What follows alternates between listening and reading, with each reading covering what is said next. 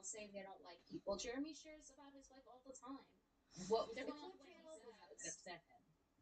The clip channel was basically like edited out as much as like it would be just trying to show that YouTube is acceptable because the casino guys are on kick, so they're a little bit more used to the mouth kind of thing. Like they don't care what they're saying. They're like they don't have a filter.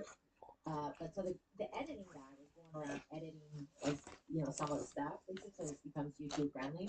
But the thing is that most people don't understand, and I know you do, Christy, because you're a content creator and you do the verbal, but most people don't understand like what YouTube gets for like ban evasion. Exactly that they got ban evasion is that it's not about who runs the channel, it's what's on the channel.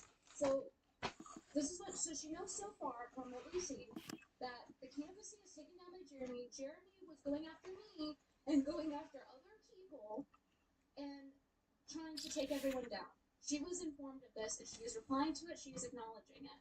He wrote to like the guy Josh Moon TV Farms and he said like I have a non-compete rep I can contact, which and like that's a thing to say, you know what I mean? Like, oh, I'm gonna take you guys down by contacting my non-compete rep. Like, I'm like, dude. So she now, thus far, in terms of what she knows, she also knows that he abused his power to try to get them banned. Okay, it cuts off here. The problem with job calls that. Yeah, so like I said, we'll pull up the tweets. That is a lot. That's a lot to know, and then go into it going, I don't know. Yeah, and that was several I weeks. know it's not bad. I mean, what more do you need to know? Yeah, like to Brittany's point, when does it get bad? What would it take for it to be like, okay, that's too much?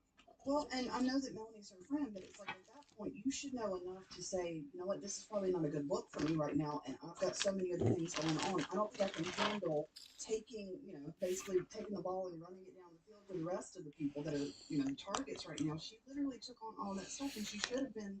That's why I'm like, it had to be something where she thought that it would be beneficial to her to have Melanie on, to bring all that attention to her. I mean, having her on, I think she probably knew that it would create it, that she'd get attention from it, I'm sure. But I think that she very arrogantly thought, I'll just put my head down. Maybe there'll be a few super chats or something, or maybe the chat will be acting up a little bit, but, I'll just kind of ignore it, and no problem. Yeah, and wasn't it that night that she made like almost $2,500 in super chats, and she ignored like, I don't know, a bunch? Yeah, and it's possible that they charged back a lot of those, or that they were going to anyway. I always wonder why people send their insults, in a $20 super chat. And I guess that's why, because they, are more likely to be noticed and read.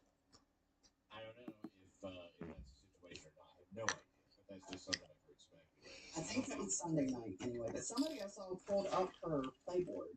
So maybe that was when she had Brittany on. I could be wrong about that. The days have sort of played together. Oh, right. I mean, right. No, I understand. Well, so you're talking about both nights or the second night? Well, Sunday was okay. So when she had Melanie Mack on, that would have been Wednesday of last week, and she ignored a bunch, which pissed everybody off, right? And so from Wednesday to like Friday, people were pissed. I'm like, I can't believe she did that. Like, obviously she ignored most of the ones that were coming in, the ones that she didn't want to read, I guess. So she was already getting some pushback from that. Camelot asked her to come on his show, I think Friday or Saturday. Like, let's address this. You need to get out in front of this and just explain why you're ignoring everything. I think she was supposed to be on Thursday. Okay, Thursday. Yeah, okay, right, because Friday was Friday Night Tights. And they asked her not to. No. Yeah, and when you hear her explanation of that, if we do, I would love to watch, Chrissy stream from the other night. I don't know if we get a chance to or not, but the way she explains that is even manipulative. She uses extremely invasive, just manipulative language when she describes it. She says that I did not fail on his show.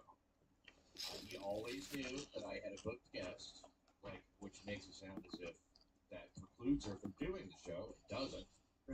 There's no way that he could have always known that her guest was going to be an hour late, she said, and everything got pushed back, and then I ended up not having time. Okay, but you were booked to go on. You didn't go on. You bailed. You know, whatever your priorities, whatever your reasons, that's still bailing on the show. Stop it. You know, but to say I didn't bail on his show so strongly, and then describe the situation where, yeah, you did. That is classic Chrissy Ware. Well, that's why I wanted to talk to you, because I'm like, if anybody knows, he knows, and I didn't. Oh, let me hit this real quick. Chrissy reminds me of my sister-in-law. Never has time for anything. Works to avoid responsibility of raising her child. She isn't a single mother. She lives with her in-laws. If you don't want to vax your kid, then fucking move to a state where it is not mandated. Oh, and the Ebony Man is film reviewer. That's why Chrissy has 100K subs. Frank pimped her out all over the internet.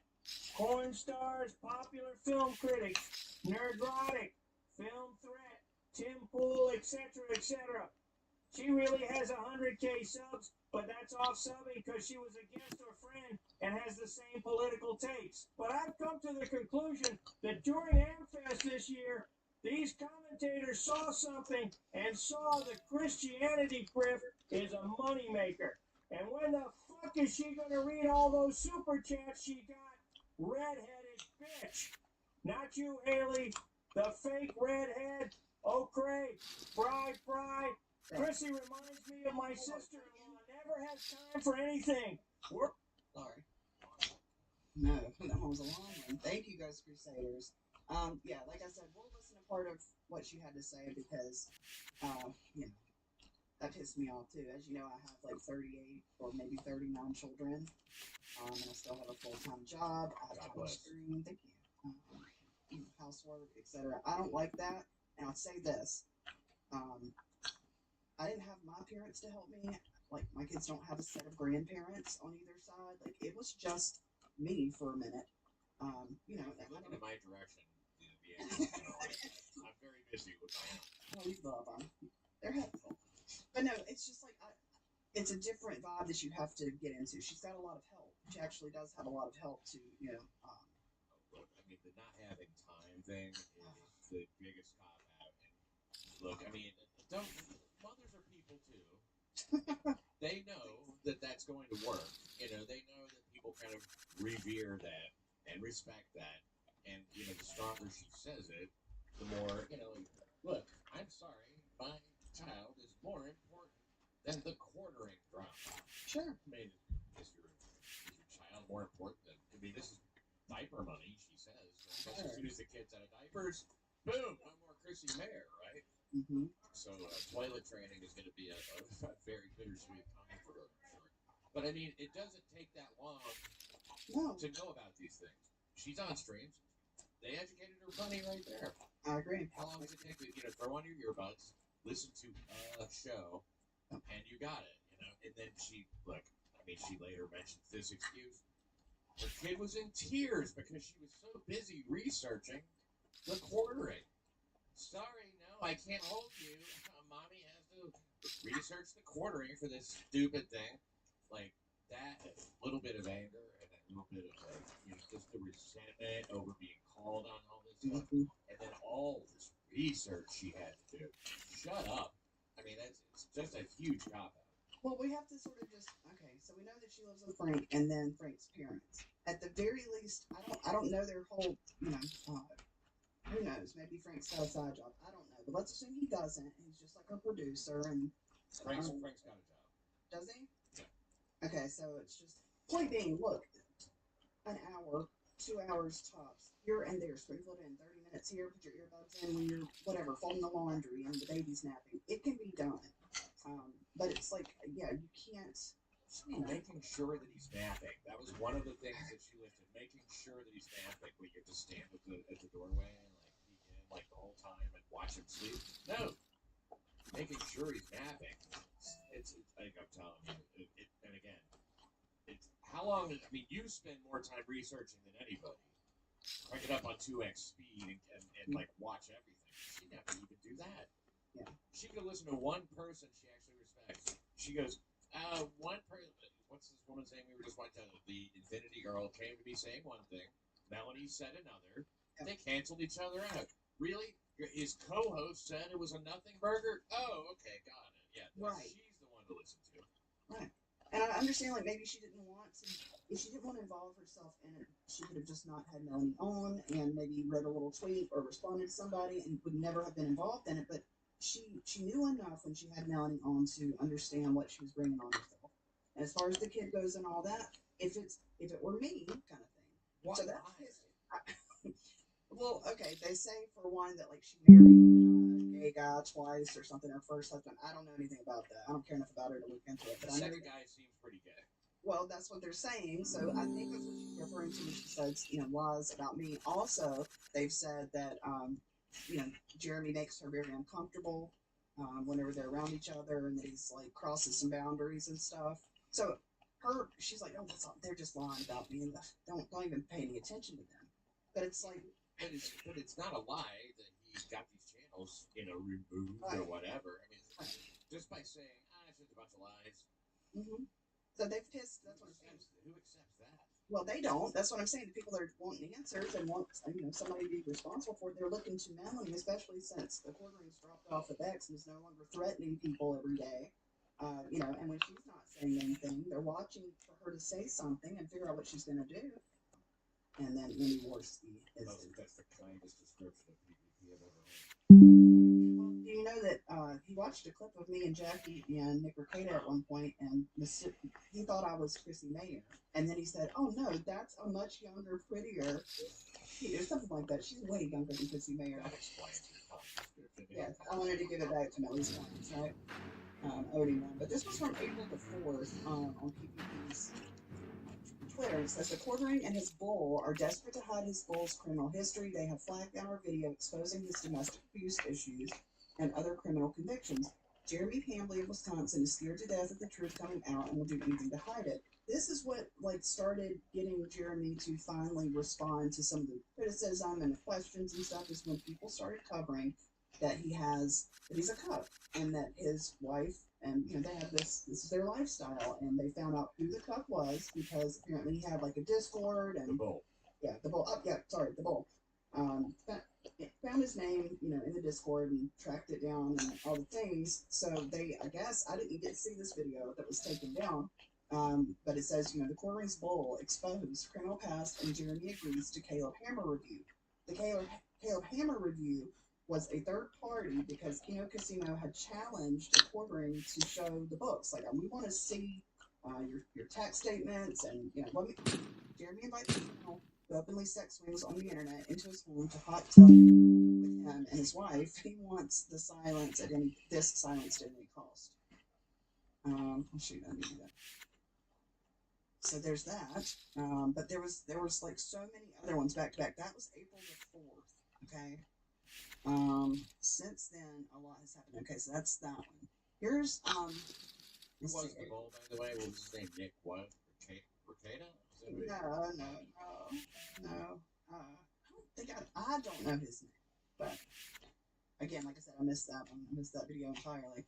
But this is from posted on April the 5th, and it says, Jeremy Hambley, your bull is a part of your content and has been many times over the years. He's a Discord mod, and he is a sex-swinging bull with a criminal history.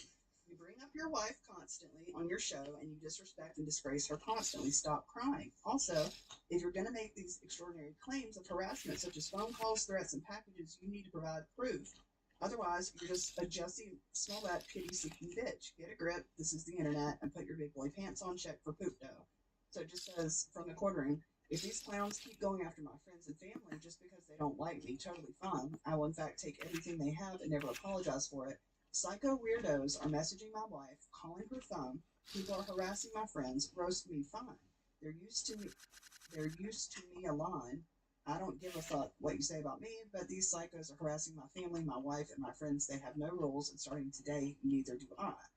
This is when it started sort of getting crazy. Same day, April the 5th. First will be your YouTube, which is in violation of ban evasion. Easy takedown. And next will be your kick. I literally begged you two to be reasonable. I tried everything. You chose this. All I wanted was to let you guys dunk on me. And actually, I had seen... Yep, is this it? Wait a second. Though, isn't the wife the one that they're saying he is actually, I guess that was the response or whatever. But, you know, like it's sounded to me like they're actually coming after his wife. Right. And I mean, I don't know, maybe people were calling her work or whatever. While she's not a public figure that we would normally, she's not on here streaming and she doesn't have a show on her channel and that kind of thing. But she's on like the coffee brand coffee company website. Like her face is out there all the time. He posts pictures of her and talks about her and I don't believe anybody should be messing with anybody IRL, at work and all that stuff. Sometimes the people can get a little bit, I don't know, over exuberant and do stuff like that. But I don't think.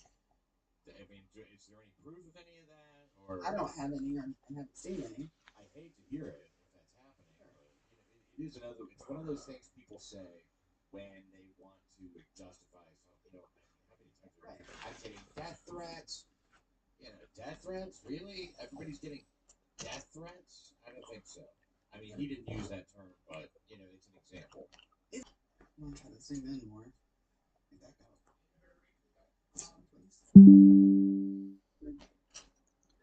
I gotta hold the mouse funny.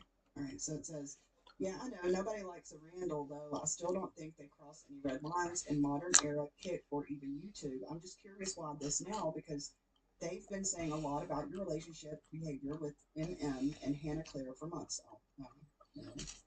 What happened in the last week to cause a crisis? So that's got to be Josh. Josh is writing. Okay, excellent. Of Kiwi Farms, Josh Moon. And then this is from Jeremy. Yeah, it's never been an issue until people started spamming my wife. I literally don't care that they make fun of me. Like, her family has seen this shit. Unofficial truths. They delete the videos attacking our marriage. I never mention them again. The more they do it, the more I want to flex my connections to bury them. This is a one-time offer. They can meme on anyone else they want. I don't care if they meme on my friend, who apparently has a questionable past, but this is an exploding offer. If they want to go to war, I will win. I assume all these messages will be public, but I, like Andy, just got rid of the videos claiming I let some bad fuck my wife, and they continue to make $10K a month on YouTube, and I move on, but they continue to spread disgusting lies about my family, and I have no choice but to react. It's time for them to make a business decision. This is a win-win. I can burn it all down, LOL. I had 5 years guaranteed salary at Rumble. If they bought, that's not on you, and I still support Kiwi Farms. Broker the ceasefire, and everyone wins, LOL. And then Josh says, I don't know why they would accept that, though. If someone made that same offer to you, would you take it? And Jeremy says, hey, that's cool. It's not your job to broker it. Any retard who has been banned as much as both of them have would, if they're smart. But none of this reflects on you. It's all good. I wish you the best. Wow. And so he's actually looking at them personally and saying, yeah, I can offer them. They will be eager to not have their stuff taken. Because look, anybody banned as much as them, they're already beaten down. Yep. And here's one from the 11th of April. Someone says, an assumption I see being made is that you, the Quarterin, have God mode reporting powers on YouTube. Is that true? And he says, LOL, yes. All I have to do is press a button and poof. I also don't even have to report the channels either, apparently. So this is all public. So he was joking there, I think. Well, about the button, but he knows somebody enough to get it without going through the reporting system or the flagging system, I guess. Well, I mean, that's what's implied. That the last thing that he said? Yes. I think he was still joking there because he says apparently. Yeah, I don't even have to report the channels either, apparently. Like as if to say, like, oh yeah, I've got that kind of power, and people are even saying I don't have to, report the channel. But he is also obviously telling Josh Moon that he does have this kind of like, hey, I could get rid of him in a heartbeat. They should be jumping at this deal. Right. So this is a little disingenuous on his part to represent that, like, yeah, sure. God mode reporting now. Either way, it's implied, like, that he does have all these powers, and it's clear that he does. It's clear that he does. Yeah. He's got some kind of a connection, I would assume, or maybe not. I don't know. I'm just reading these and trying to figure it out. But he says, Twitter's not real life. This is April 22nd, the same day that Chrissy was on the video that we just watched. And when she pointed to Twitter to read some of this stuff, it says Twitter's not real life. LOL. Sometimes I like to kick the hornet's nest, but tomorrow will be a regular day, just like every other day. Drama used to be something I spent my time on. For me, I'll take a break because people are like, you just need to get offline. And then I don't. He must have. I can't remember what day it was that he like completely nuked his Twitter. Oh, this you need to know too. It was Sunday. Okay. Yeah, you might be right. Like I said, the past couple days have really blended in for me. But on May 9th, what day was that? Was that Friday?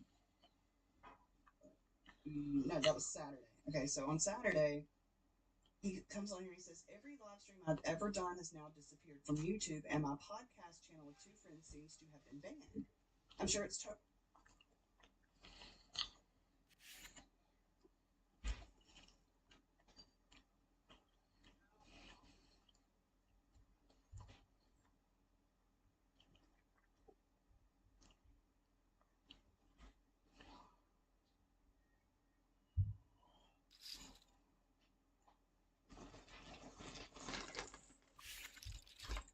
I think maybe even Dirty Jersey Rat. Dirty. Yeah, and it seems like a lot of these people got involved in this conservative change because they saw that's where the money was. Chrissy for sure, right? Pat Nixon, who dated Chrissy Mayer, he always brings that up. Like, Chrissy Mayer hung out with all the gay community in New York City, and then all of a sudden became this huge thing that she started talking about right wing politics. It's kind of like as if she was a liberal and was and just seeing an easier path to become free speech advocate slash right wing grifter. You know, I don't know. Were you around during that period of time, Ethan? Me? Of which period was that? When she started coming up? I don't know. I never heard of her before 2018, 2019. Then I saw she had a show on Compound Media. I was just scouting for guests. I had Aaron Bird on. I had Pat Dixon on. And some of those folks. Julio had a channel on Fuzzy TV later on. Definitely. Yeah, I don't think we ever had him on the show. He's booked for some super show, but we ended up changing that. But yeah, he knows the kill stream too. But yeah, I used to pull guests from over there on Compound Media. Yeah, I think she's probably I never. I think Christy Mayer is very political analysis in the first place. But I guess if you did, yeah, I don't take any of that. I don't take that seriously from her. There's a lot of people who pick one side or the other because they think they can climb that rank easier. They don't really care about the ideology behind it. They just want to. When you were in that on that side, like wasn't that something you were involved in? Which side? The conservative, sort of alt right adjacent. Isn't that? Yeah, I mean, I think I'm still involved, kind of distant right. Yes.